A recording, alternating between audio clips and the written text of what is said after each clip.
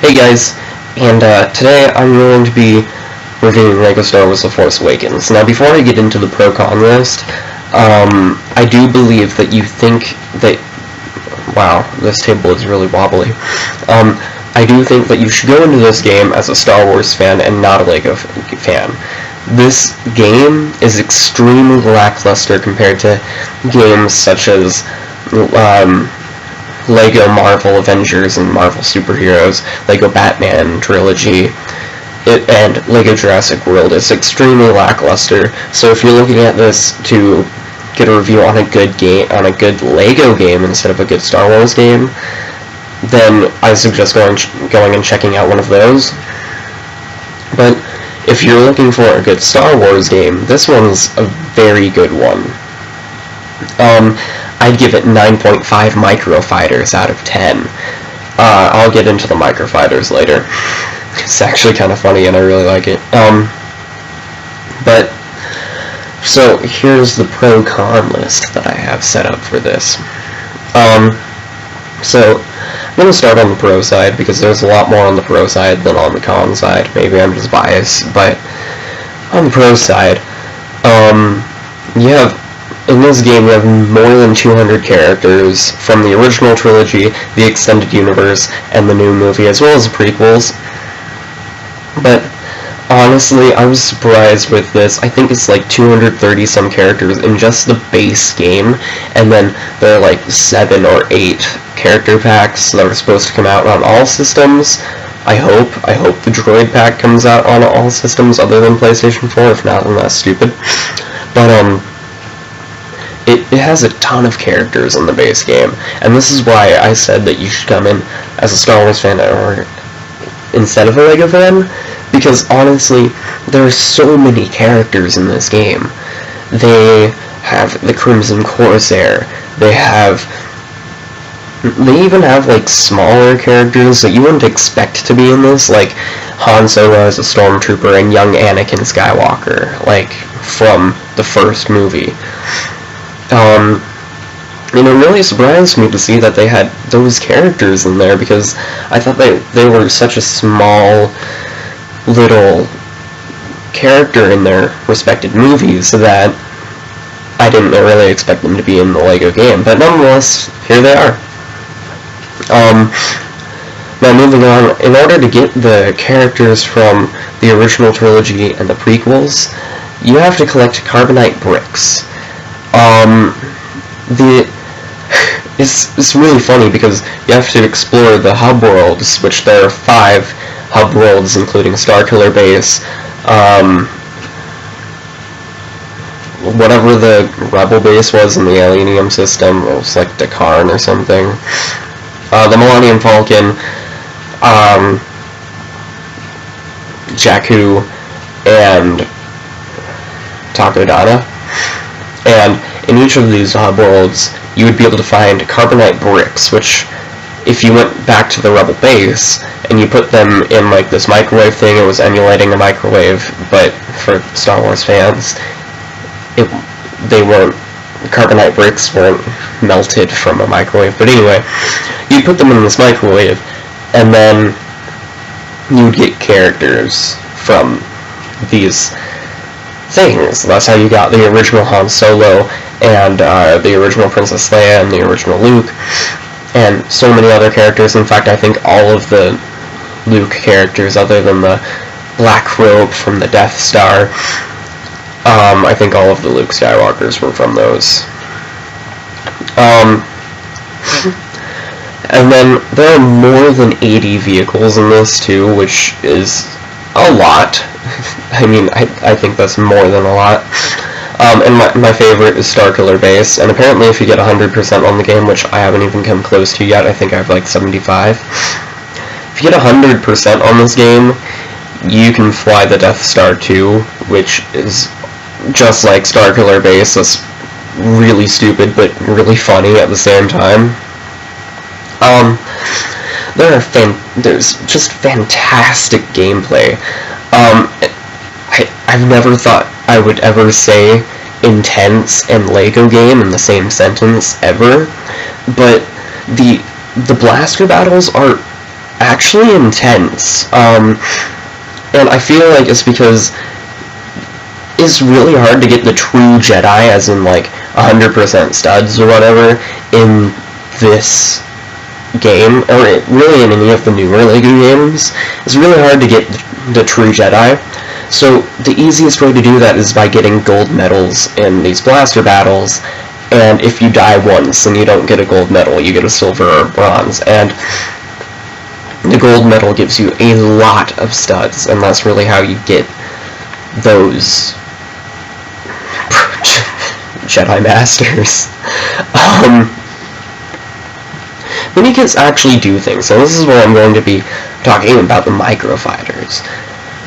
It's really funny because just like an Endor speeder, or just any speeder really, you get these microfighters, and they are basically just speeders that you use on land, kind of like Rey's speeder, or again an Endor speeder.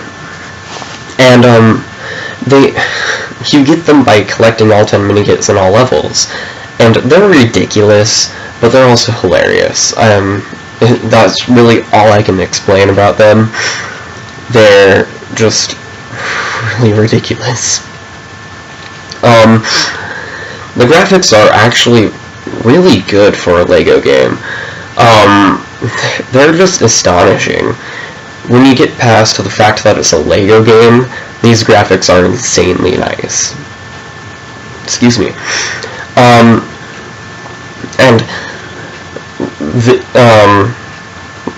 not last, but also not least, this is actually my favorite point on the pro-con list, and then I have one more on the pro list.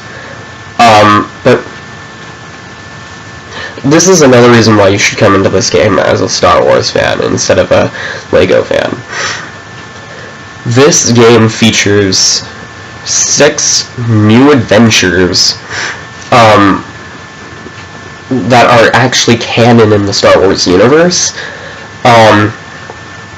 and they're all just fantastically built levels, and they open up something new to the video, or to the movie, that you would really ask, well, how did that happen? Such as Rathtar hunting, which was how Han and Chewie got the Rathtars onto their ship. And, you know, the most famous lines is, "We used to have a bigger crew." There's also Lor San Tekka's return, which I didn't know who Lor San Tekka was, but Lor San Tekka is the old dude in the opening scene, the one that gets killed by Kylo Ren. He's that old dude who most of my family thought was Obi-Wan Kenobi. And then there's also Poe to the Rescue, which is based off of a LEGO animation that was posted like a few months ago, of how Poe rescued Admiral Akbar from Kylo Ren and Captain Phasma's Star Destroyer, aka the Finalizer. Here are my 3 favorites. These ones are just fantastic. The Crimson Corsair. If you guys don't remember who he is the guy who, in the movie, Finn wanted to go to the Outer Rim and he wanted to leave and just leave everything behind. He was the guy who was like, "Hey, I'll drive you there if you just do some work." So it tells a story about how he and his 2 little buddies go and steal a troop carrier for the Resistance or whatever.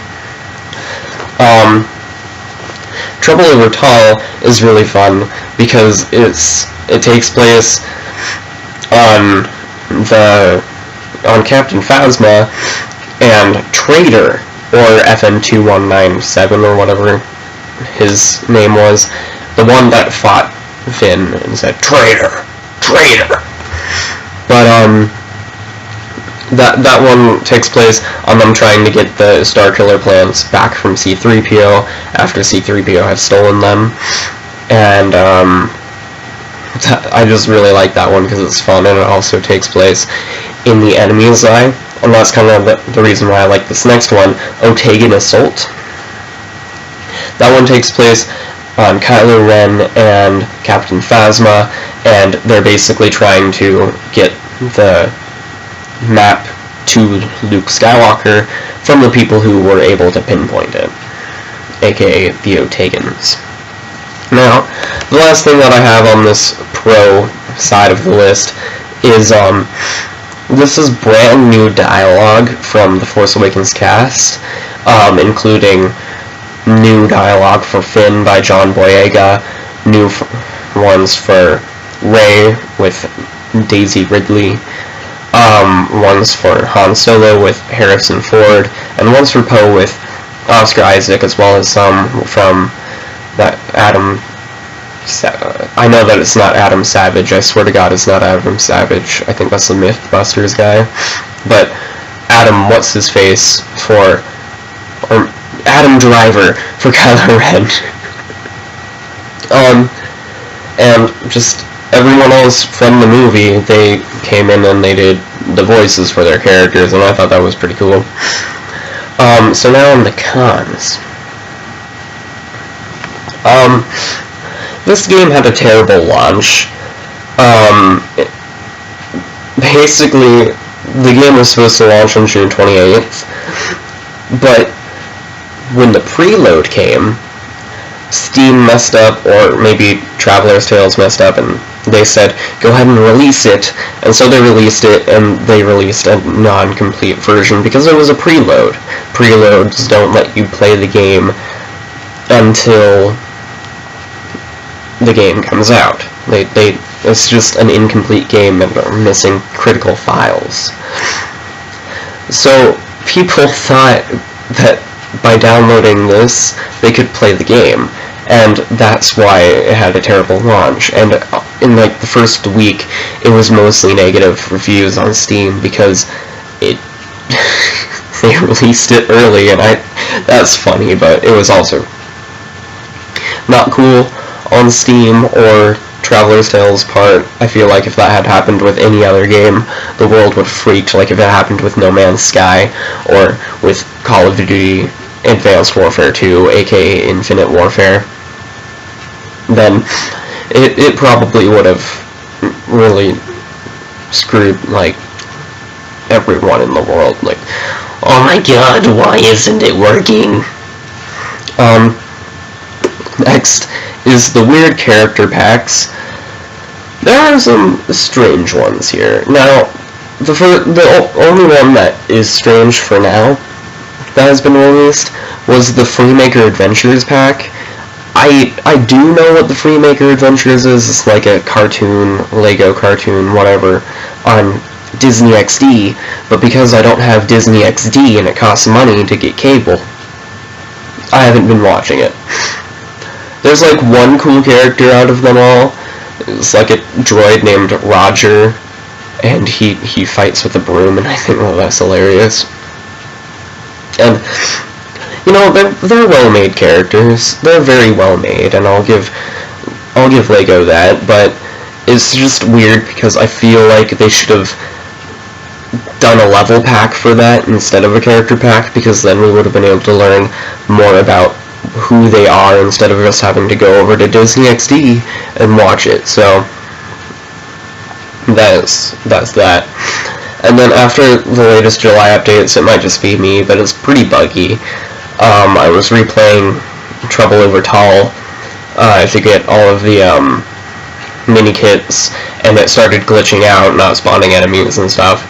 And I've seen a bunch of reviews from recently after the July updates on Steam saying that it's buggy and that enemies won't spawn in and stuff, so just be aware of that. All in all, I'd say that this is a fantastic game, especially if you go in as a Star Wars fan and not a LEGO game fan. I do recommend doing a little bit of research on it first, making sure that you want it, and honestly, if you didn't like The Force Awakens, don't buy it. It's called The Force Awakens for a reason. It's based off of that movie. But anyway, if you guys enjoyed this video, leave a comment, leave a like.